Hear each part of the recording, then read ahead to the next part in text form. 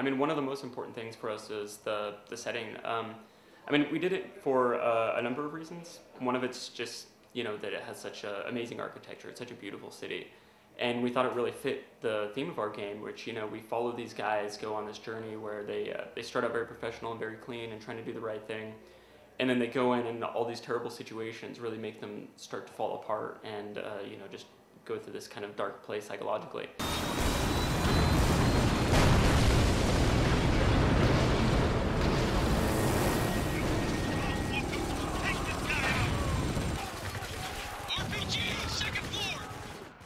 Story overall, you know, as you mentioned, was originally inspired by Heart of Darkness, but we've kind of gone our own direction with it, and we've honestly taken inspiration from a ton of places. So, you know, movies like shows like Generation Kill, movies like you know, Saving Private Ryan, Black Hawk Down, that kind of thing. Really, just the whole genre, and then also some of it's just from events in real life. You know, we have a military advisor on the game that we've been talking with, and he's had some crazy stories and just, you know, given a more personal perspective of what it's like to be in these kinds of situations. You know, what it's really the difficult decisions that real soldiers have to make. RPG, second floor!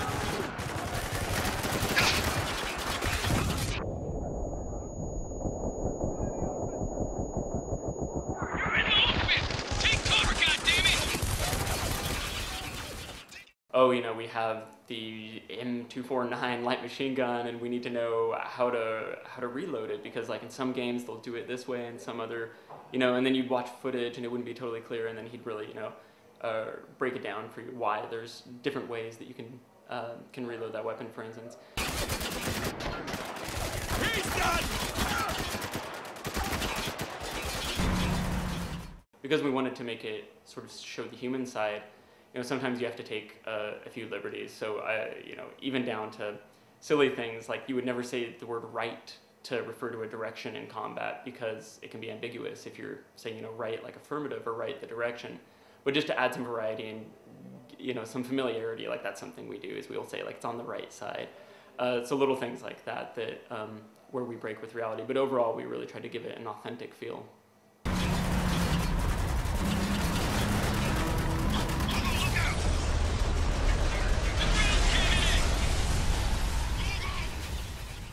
The sand gameplay is something that's pretty important to us. So, you know, of course we have this city that we've wiped out with these sandstorms, and it would be a shame if we didn't use that.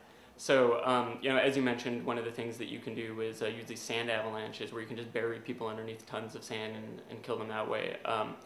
Another more systemic way that we use sand is if you throw a grenade and it lands in the sand, then it'll kick up a huge dust cloud, and that'll cause people to be stunned, you know, bent over and coughing. Of course, it also kills the guys that are closer to the explosion. And then we also have these sand falls where you can shoot it. You'll see some sand trickling from the ceiling, and then you can shoot at that and cause some more sand to come down on people's heads, and that'll stun them as well. And then, of course, there's the sandstorms, which really just bring the combat really up close and personal and change the whole dynamic of how everything feels. And, you know, things like long-range weapons, of course, aren't going to be very useful if your aim's swaying all over the place from the wind. Everyone be cool. We got civilians down here. Nice place. You guys seen this shit? Silk curtains? I mean, I would say the biggest thing, honestly, is our narrative. Just watching these characters sort of dissolve psychologically as they go through the story is something that I haven't seen before, and especially the way that we sort of weaved it into the core game. So, you know, obviously in the script, there's moments where you see their stress and you see how they react to the situation. But even just, you know, if you're sitting there in combat, the way they speak, even just down to I'm throwing a grenade, or I'm reloading my gun, or I'm telling my squad mate to go kill this guy.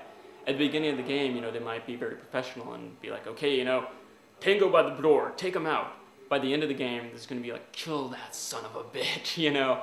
And it's also reflected in their visual appearance as well. So, you know, at the beginning, they're very, very clean, very pristine looking.